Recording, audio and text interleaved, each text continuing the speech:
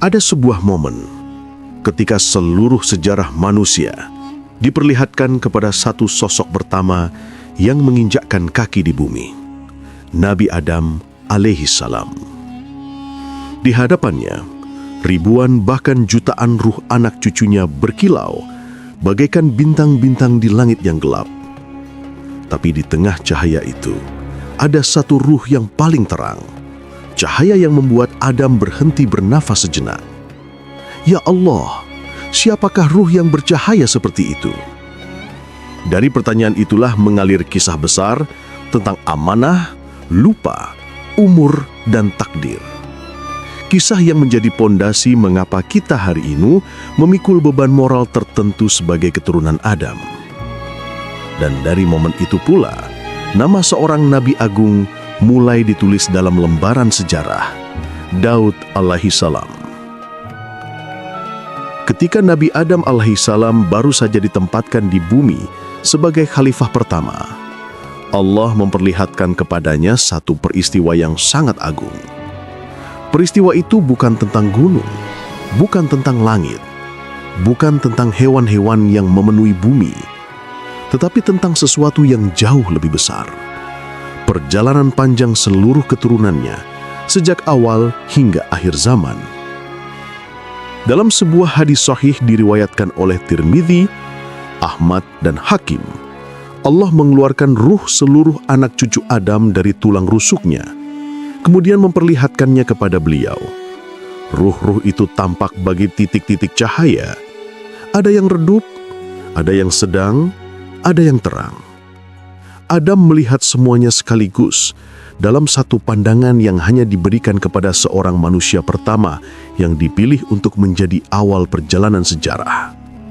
Ketika Adam memperhatikan dengan seksama cahaya-cahaya yang bertaburan itu, matanya tertuju pada satu ruh yang sinarnya jauh lebih terang dibanding lainnya. Cahaya itu tidak menyilaukan, tetapi kuat, hangat, dan berwibawa, seolah memiliki bobot makna yang tidak dimiliki yang lain. Adam berhenti memperhatikan ruh-ruh lain dan terpikat pada satu titik cahaya itu.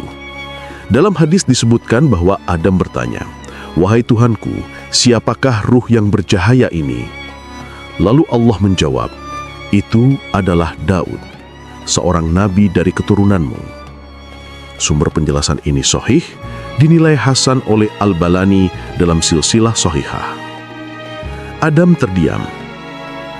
Ia belum pernah mendengar nama itu sebelumnya, tetapi Allah memperlihatkan kilasan masa depan yang membuat Adam mengetahui bahwa ruh ini akan memikul beban tugas kerasulan dan kepemimpinan di masa yang jauh setelah dirinya. Dalam pandangan itu, Allah mengajarkan bahwa cahaya ruh bukan berasal dari jasad atau rubah fisik, tetapi dari kadar cahaya iman dan kedudukan yang Allah tetapkan bagi hamba yang Dia kehendaki. Adam mengetahui bahwa setiap ruh yang ia lihat akan hidup di dunia, menjalani perjalanan masing-masing, menghadapi ujian sesuai kadar yang Allah tetapkan. Namun ruh ini tampak berbeda. Maka Adam kembali bertanya, "Wahai Robku, berapa usia anak ini?" Allah berfirman, 60 tahun. Adam terkejut. Cahaya seterang itu, tugas sebesar itu, dan hanya 60 tahun. Dalam hati Adam, 60 tahun tampak terlalu sedikit untuk menjalankan amanah yang begitu besar. Maka Adam berkata, "Wahai Tuhanku, tambahkanlah usianya." Allah bertanya kembali, "Berapa yang engkau berikan kepadanya?" Adam menjawab, "Tambahkan 40 tahun dari umurku untuknya." Pada saat itu belum ada manusia lain, belum ada kehidupan panjang yang dapat dijadikan perbandingan. Tetapi Allah menerima permohonan Adam dan menetapkan bahwa umur Daud akan menjadi 100 tahun. 60 tahun yang asli ditambah 40 tahun hibah dari Adam. Dan untuk Adam sendiri, Allah menetapkan umur 1000 tahun. Waktu kemudian berjalan. Adam hidup ratusan tahun di bumi, menyaksikan anak cucunya berkembang, menyembah Allah, dan sebagian mulai menyimpang. Ia mengajarkan tauhid, ia mengajarkan syukur, ia mengajarkan batasan halal dan haram. Dalam riwayat-riwayat sahih, para ulama menyebutkan bahwa Adam mempunyai umur yang panjang, sehingga ia menyaksikan pertumbuhan keluarga besar yang sangat luas. Namun ketika usianya mencapai 960 tahun, datanglah malaikat maut.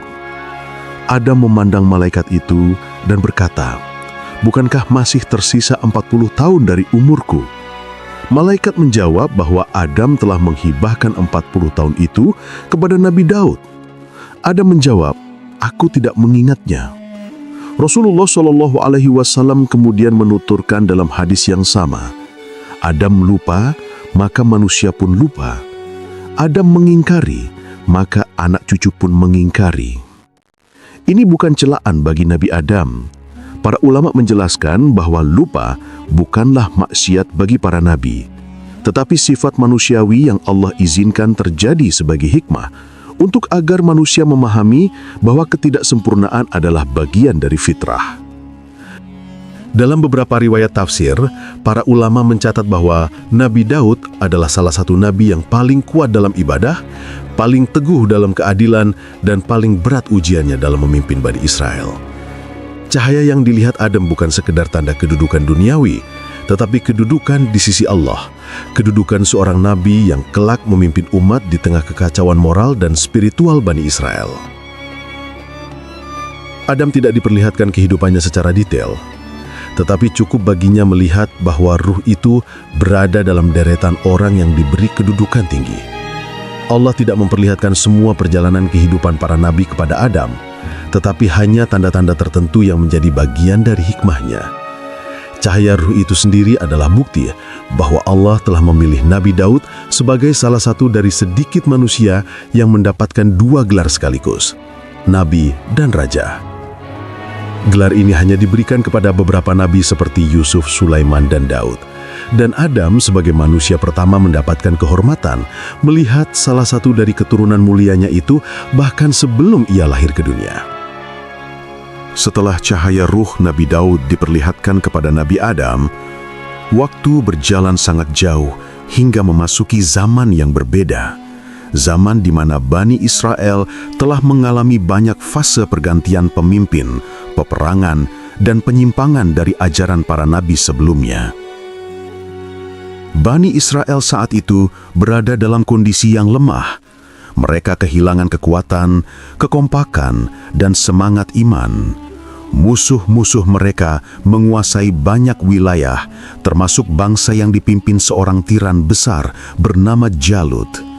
Jalut adalah seorang raksasa bertubuh besar dan bertenaga luar biasa yang menebar rasa takut kemanapun ia pergi.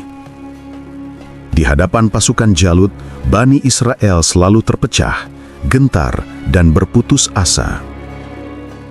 Dalam masa itulah, hidup seorang anak muda bernama Daud. Ia belum dikenal sebagai nabi, belum dikenal sebagai raja, bahkan belum dikenal sebagai pemimpin pasukan. Ia hanyalah seorang penggembala yang hidup sederhana bersama keluarganya. Pekerjaannya setiap hari adalah mengembalakan domba-domba, mengamati alam, menghafal doa-doa, dan menjaga amanah keluarganya. Namun dalam kesederhanaan itu, Daud memperlihatkan bakat yang tidak biasa. Ia memiliki kecerdasan, keberanian, dan ketenangan hati yang jarang dimiliki pemuda seusianya. Bahkan sebelum ia dikenal sebagai pemimpin, ia dikenal terlebih dahulu sebagai seorang yang memiliki hubungan yang tenang dan dekat dengan Allah. Daud lahir dalam keluarga yang taat pada ajaran Allah. Ayahnya mendidiknya dengan akhlak, kesabaran, dan kerendahan hati. Daud bukan anak yang muncul dari istana atau keluarga bangsawan. Ia muncul dari padang-padang gembala, dari tempat sunyi di mana seorang hamba dapat merasakan dekatnya pertolongan Allah tanpa hiruk-pikuk dunia. Pada masa itu, Bani Israel meminta kepada nabi mereka yang dalam banyak tafsir disebut sebagai Nabi Syamuel atau Samuel, agar Allah mengutus seorang raja untuk memimpin mereka melawan musuh. Nabi mereka memperingatkan bahwa jika Allah mengutus seorang pemimpin, mereka harus patuh dan tidak membangkang. Tetapi seperti biasa, Bani Israel tidak mudah tunduk. Setelah perdebatan panjang, Allah akhirnya mengangkat Tolut sebagai raja. Tolut bukan orang kaya, bukan bangsawan, bukan tokoh populer.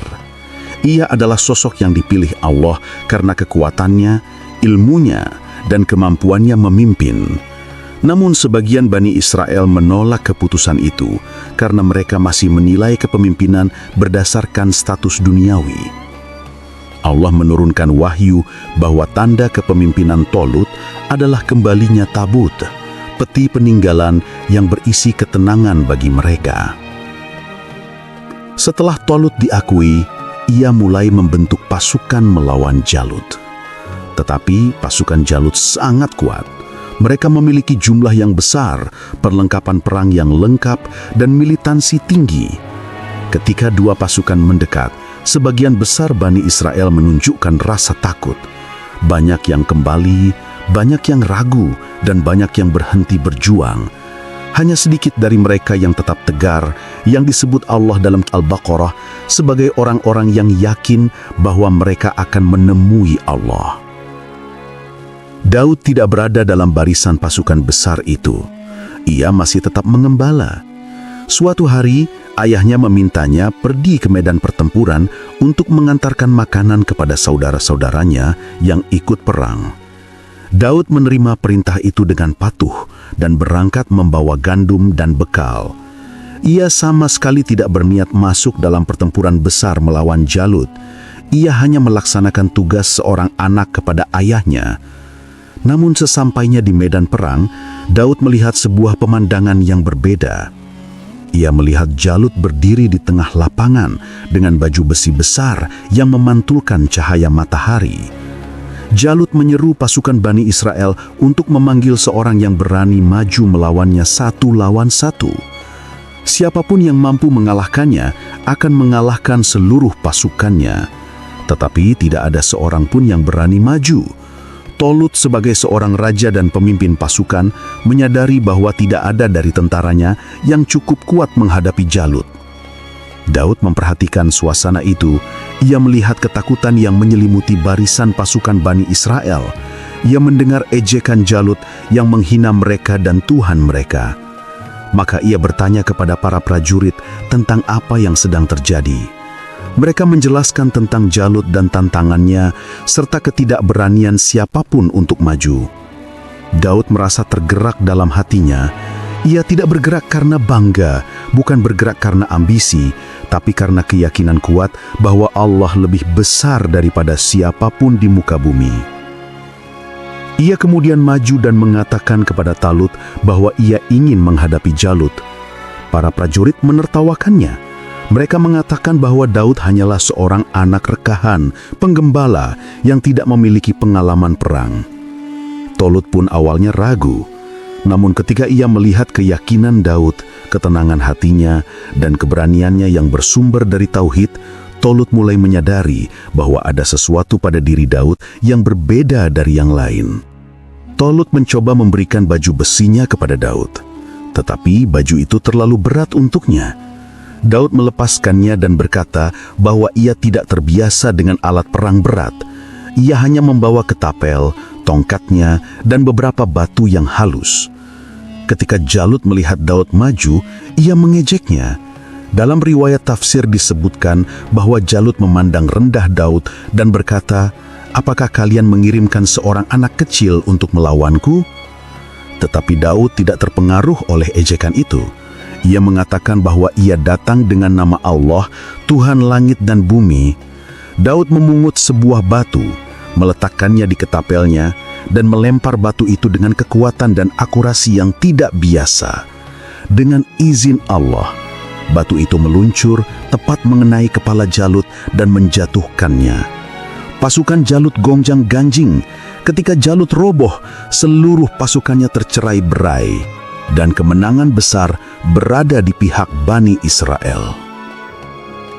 Kemenangan ini tidak hanya mengakhiri kediktatoran Jalut, tetapi juga mengubah jalan hidup Daud untuk selamanya. Ia tidak lagi hanya menjadi penggembala, ia menjadi seorang pahlawan besar.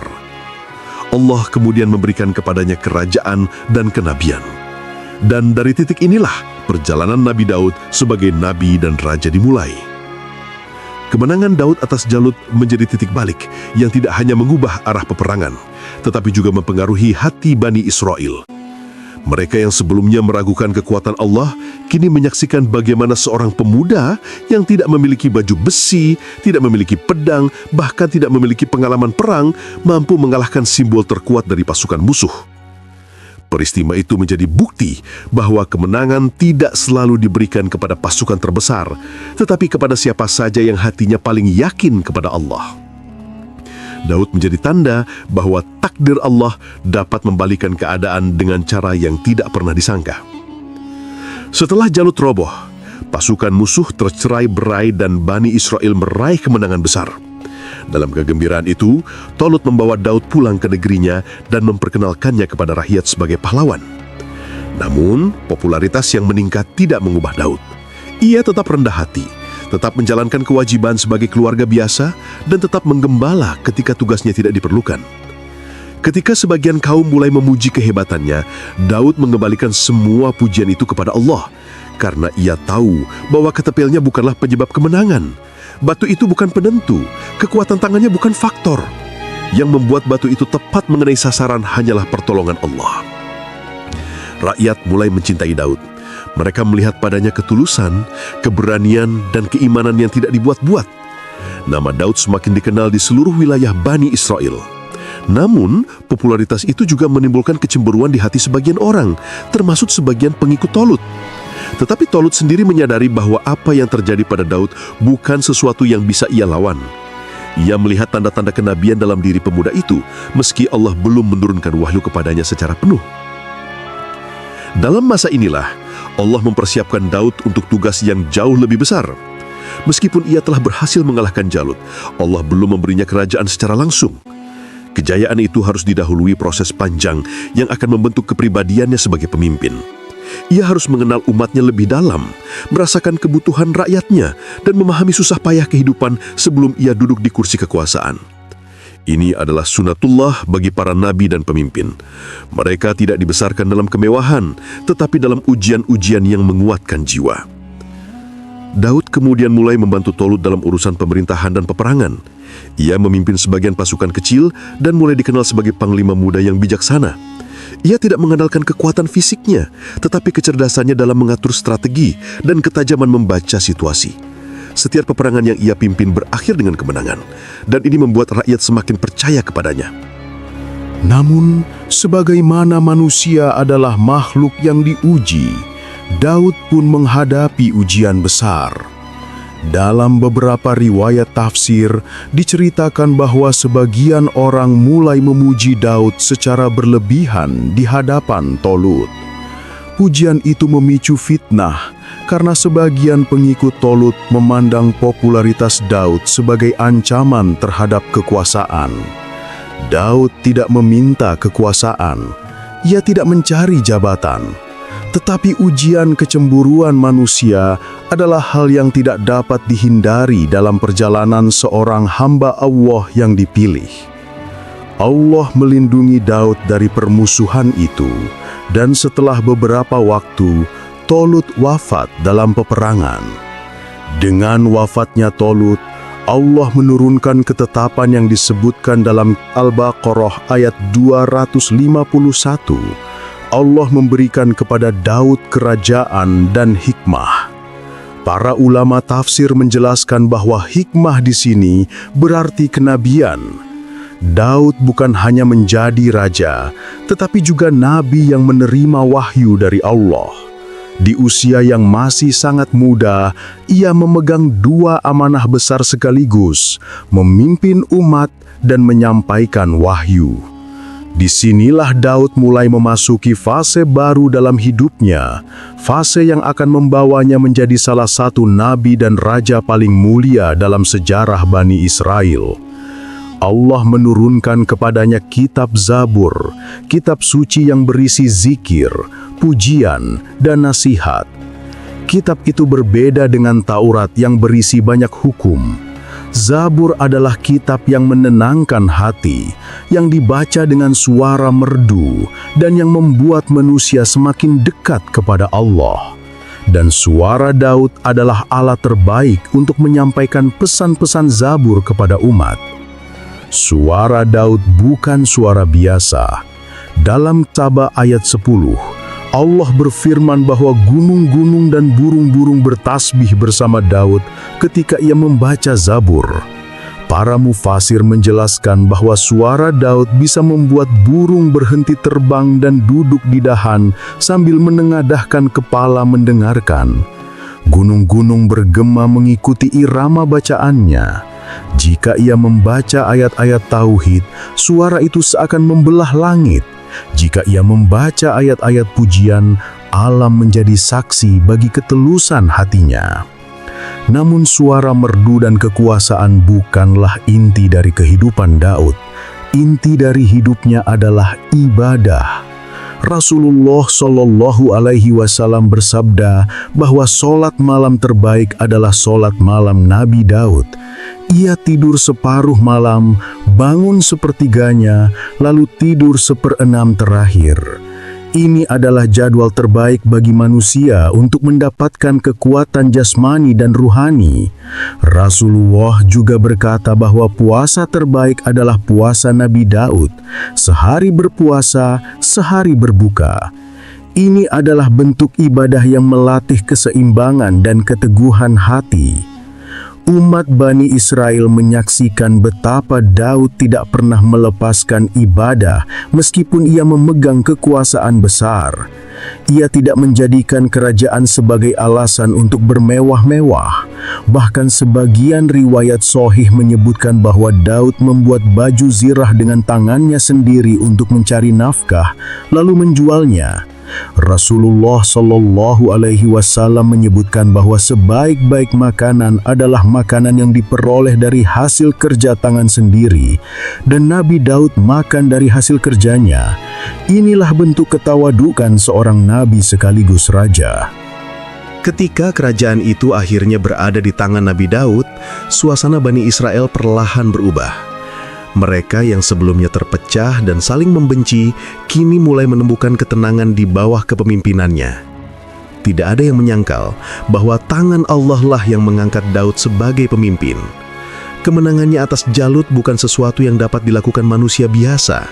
Dan setelah Allah memberinya kerajaan dan kenabian, umat pun menyaksikan sendiri bahwa kepemimpinannya bukan sekedar kekuasaan dunia, tetapi bimbingan wahyu yang menuntun setiap keputusannya. Daud bangkit setiap pagi tidak dengan kesombongan seorang raja, tetapi dengan rasa takut seorang hamba yang tahu bahwa kekuasaan dapat menjadi fitnah paling berat jika tidak dijaga. Ia tidak duduk di atas singgasana dengan pakaian kebesaran dan hiasan permata. Ia sering turun sendiri ke pasar untuk melihat keadaan rakyatnya. Dalam riwayat sahih disebutkan bahwa pernah suatu malam ia turun ke pasar tanpa diketahui, hanya untuk mendengarkan bagaimana rakyat menilai kepemimpinannya. Ia ingin memastikan apakah dirinya telah berlaku adil. Dan ketika mendengar seorang lelaki berkata, seandainya Raja Daud tidak menyibukkan diri dengan keluarganya begitu banyak, tentu lebih besar manfaatnya bagi rakyat. Daud pulang dengan perasaan berat dan memperbaiki kebiasaannya agar waktunya untuk rakyat tidak berkurang. Ia tidak marah, ia tidak mencari siapa yang berkata demikian. Ia justru berterima kasih dalam hatinya, karena kritik itu mengingatkannya bahwa seorang pemimpin tidak boleh larut dalam istirahat dan kenyamanan. Mukjizat melunakkan besi menjadi salah satu tanda yang membuat umat mengakui kenabiannya. Tanpa api dan tanpa alat berat, Daud mampu membengkokkan besi seperti orang membengkokkan lilin. Ia membuat baju zirah yang jauh lebih ringan dibanding pelat besi zamannya. Baju itu fleksibel, kuat, dan tidak kaku sehingga memudahkan para prajurit bergerak.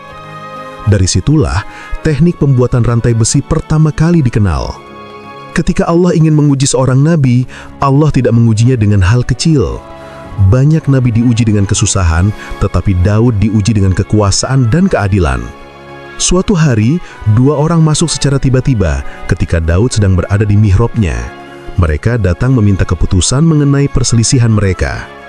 Daud yang merasa kaget dengan cara masuk mereka, mendengarkan salah seorang dari keduanya yang berkata bahwa saudaranya memiliki 99 ekor kambing, sedangkan ia hanya satu, tetapi saudaranya tetap meminta agar kambing satu itu disatukan dengannya.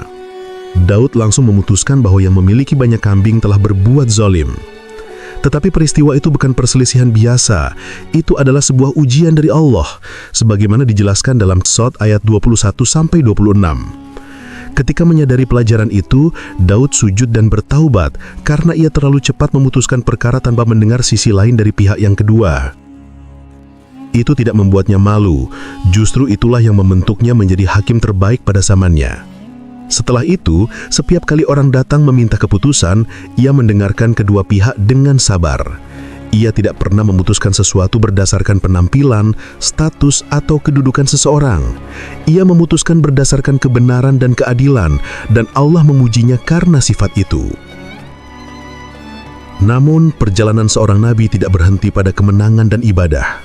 Setiap nabi memiliki akhir, dan Daud pun demikian. Ketika usianya telah memasuki masa tua, Allah mempersiapkan seseorang untuk meneruskan tugas besarnya. Seseorang yang bukan hanya akan melanjutkan kerajaan itu, tetapi akan memperluasnya dengan mukjizat yang bahkan lebih besar. Anak itu adalah Sulaiman. Daud mendidiknya sejak kecil, bukan dengan gelar, bukan dengan kedudukan, tetapi dengan akhlak seorang nabi. Ketika melihat kecerdasan Sulaiman, Daud tahu bahwa Allah menyiapkannya untuk sesuatu yang tidak kecil. Namun, masa Daud sendiri perlahan mendekati akhir. Dalam sebagian riwayat disebutkan bahwa ketika Daud wafat, burung-burung turun hingga mendekati bumi untuk menaungi jenazahnya, seolah mencerminkan bagaimana mereka dahulu bertasbih bersama suaranya. Bani Israel menangisi kepergiannya.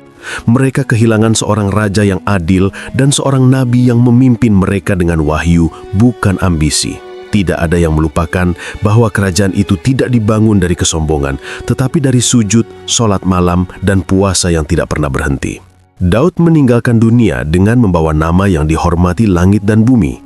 Ia meninggalkan kerajaan yang kokoh, tetapi yang lebih penting, ia meninggalkan nilai bahwa kekuatan sejati datang dari hati yang mengenal Allah. Bahwa seorang pemimpin sejati adalah yang paling takut kepada Allah, dan bahwa keadilan lahir dari ibadah yang benar. Dan setelah ia pergi, kerajaan itu tidak runtuh. Ia justru memasuki masa keemasan di tangan puteranya, Nabi Sulaiman, yang Allah berikan kemampuan berbicara dengan binatang, menguasai angin, dan memimpin bala tentara jin. Tetapi semua itu tidak akan terjadi tanpa fondasi yang dibangun oleh Daud. Fondasi keadilan, kesabaran, dan ketaatan. Kepergian Nabi Daud memang menutup satu bab besar dalam sejarah para nabi, tetapi pengaruhnya tidak berhenti hanya pada masa itu. Setelah jenazahnya dimakamkan, masyarakat Bani Israel masih merasakan wibawa dan ketenangan yang seolah tetap tertinggal di sekitar istana. Mereka merasakan bahwa seorang nabi yang begitu dekat dengan Allah telah meninggalkan mereka, tetapi jejaknya tetap ada pada hukum-hukum, ketetapan dan nilai-nilai yang ia tanamkan selama hidupnya. Tidak ada raja sebelum Daud yang mampu menegakkan keadilan setegas dirinya, dan tidak ada raja sesudahnya yang mampu memimpinnya kecuali putranya sendiri, yang kelak menjadi raja yang dikaruniai mujizat-mujizat besar. Setelah wafatnya Daud, kerajaan itu tidak dipenuhi perebutan kekuasaan sebagaimana sering terjadi pada bangsa-bangsa lain. Tidak ada perang saudara, tidak ada pengkhianatan, dan tidak ada keluarga yang memperebutkan tahta. Sebab seluruh umat sudah tahu bahwa Allah sendiri telah memberi isyarat bahwa Sulaiman adalah pewaris kepemimpinan itu. Sejak kecil, Sulaiman menunjukkan kecerdasan yang luar biasa dalam mengambil keputusan. Dalam riwayat tafsir diceritakan bahwa ketika ia masih muda, ia pernah memutuskan perkara yang tidak dapat diputuskan oleh orang dewasa. 2 orang datang mengadukan bahwa ladang salah satu dari mereka dirusak oleh kambing milik orang lain. Ayahnya, Daud, memutuskan agar kambing itu diberikan kepada pemilik ladang sebagai ganti rugi. Namun Sulaiman berkata dengan lebih halus dan lebih adil bahwa kambing itu dipinjamkan sementara kepada pemilik ladang agar ia dapat memanfaatkannya. Sedangkan pemilik kambing memperbaiki ladang itu sampai kembali seperti semula. Barulah kemudian kambing dikembalikan kepada pemilik asal. Ketika mendengar keputusan itu, Daud langsung mengetahui bahwa Allah memberikan kecerdasan dan kebijaksanaan yang istimewa kepada putranya. Daud mendidik Sulaiman bukan hanya dengan kata-kata, tetapi dengan teladan. Ia mengajarkan kepada Sulaiman bahwa seorang pemimpin tidak boleh terlalu cepat mengambil keputusan, bahwa seorang hakim harus mendengarkan dua sisi dengan sabar, dan bahwa seorang raja tidak boleh membiarkan kekuasaan menutupi kelemahannya sebagai manusia. Inilah nilai-nilai yang kemudian menjadi dasar bagi kerajaan besar yang dibangun Sulaiman setelah ayahnya wafat. Apa yang dilakukan Daud tidak pernah hilang, justru menjadi fondasi dari salah satu kerajaan paling diberkahi di muka bumi. Namun sebelum kerajaan itu benar-benar berada di tangan Sulaiman, kita perlu melihat satu bagian penting dari kehidupan Daud, hubungannya dengan rakyat dan kedekatannya dengan Allah. Itulah yang membuat kisahnya berbeda dari banyak raja dalam sejarah. Sebelum wafat, Daud menyusun pemerintahan dengan rapi. Ia memastikan bahwa hukum Allah ditegakkan. Ia memastikan bahwa kitab Zabur dibacakan, dipelajari, dan diamalkan oleh rakyatnya. Ia memastikan bahwa struktur pemerintahan tidak akan runtuh setelah kepergiannya. Dan ketika ia mulai merasakan kelemahan tubuhnya, ia mendekatkan diri kepada Allah lebih daripada sebelumnya. Dalam sebagian riwayat ulama disebutkan bahwa akhir hidup Daud dipenuhi dengan doa-doa panjang, zikir, dan bacaan Zabur yang membuat gunung-gunung kembali bergema seperti masa mudanya. Kemudian datanglah hari ketika malaikat maut mendekatinya. Kedatangan malaikat itu bukan kejutan bagi Daud, karena ia telah menghabiskan hidupnya dalam kesadaran penuh bahwa setiap manusia akan kembali kepada Allah. Tidak ada ketakutan yang menguasai hatinya, hanya rasa haru bahwa kehidupannya akhirnya mencapai ujung. Ia meninggalkan dunia yang penuh kegaduhan, tetapi ia membawa ketenangan yang hanya dimiliki oleh orang-orang yang telah menjalankan amanah dengan sebaik-baiknya. Ketika kabar wafatnya menyebar, Bani Israel berkumpul dan menangisi kepergian seorang nabi yang telah membawa mereka dari keterpurukan menuju kejayaan. Mereka menangis bukan hanya karena kehilangan raja, tetapi karena kehilangan seorang guru, pembimbing, dan pelindung spiritual. Sulaiman kemudian berdiri menggantikan ayahnya. Tetapi kisah itu bukan bagian dari bab ini. Bab ini adalah tentang akhir perjalanan seorang hamba yang dipilih Allah untuk menyatukan dua jabatan besar, kenabian dan kerajaan. Tidak banyak manusia yang pernah diberi dua amanah sekaligus seperti itu, karena keduanya membutuhkan sifat-sifat yang bertolak belakang. Kelembutan seorang pendakwa dan ketegasan seorang raja. Tetapi Daud mampu menjalankannya karena hatinya lebih tunduk kepada Allah daripada kepada kekuasaan. Dengan wafatnya Daud, seluruh hikmah hidupnya menjadi pelajaran bagi umat manusia sepanjang sejarah. Kita belajar darinya bahwa seorang pemimpin harus adil, bahwa kekuatan sejati berasal dari iman, bahwa ibadah adalah benteng dari kesombongan, dan bahwa suara hati yang dekat kepada Allah sanggup mengguncangkan gunung-gunung. Tidak ada yang sia-sia dalam perjalanan Daud. Setiap kemenangan, setiap ibadah, setiap air mata dan setiap sujudnya menjadi bagian dari warisan agung yang Allah abadikan dalam Al-Quran.